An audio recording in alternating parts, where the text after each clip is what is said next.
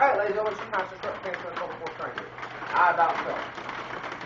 Anyway, the last video I'm going to shoot for today. No crazy action in this one.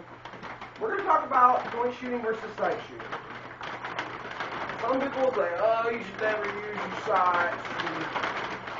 No. Some people say you should always use your sights. Well, ideally. The fact of the matter is there are times when you might not be able to see your sights. Everybody I know that's been to a gunfight has, but doesn't necessarily mean it's going to be for you. Okay? Point shooting has its place. Shooting from retention is one place for your point shooting. If you believe that your fingers should not be on the trigger until your sights are on the target, you're fucking dead. Why? Because if I'm shooting from a retention position, I'm going to throw my gun out right quick, finger bang the mag well, 1, 2, lock, finger bang again, finger bang the chambers. This gun is clear. And I'm not going to draw because I'm right-handed. For the camera to see this, I have to do this right. When I shoot from a retention position, are my sights on the target? I have no bloody idea. But I can see that my gun is pointed in line with the belly of my attacker.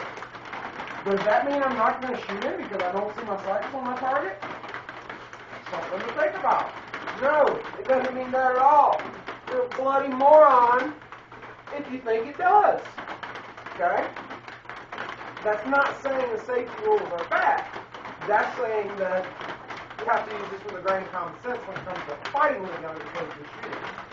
But anybody that says, oh, and what I like on modern technique is always use your sights. Always use your sights.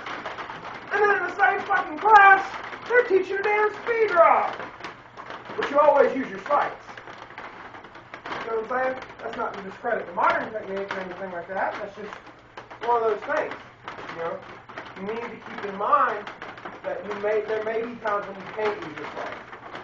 Okay? Explorers International has a great shooting program, point shooting progression that I would love to take. So all I'm speaking of it on is what I've read on Warrior Talk, what I've seen on some of their YouTube videos. Basically, they cover shooting from the hip, which I can see roughly where my slide is going, shooting from half extension, and shooting from full extension using metal OP. I'm not looking at my sights, I'm looking at the slide cover plate on the slot. This is used extremely close, okay? This is Fairbairn stuff, okay? If I'm extremely close, I can move, and I can point shoot in those close quarters and get done when I need to get done. Close quarters to me is less than 7 yards, okay?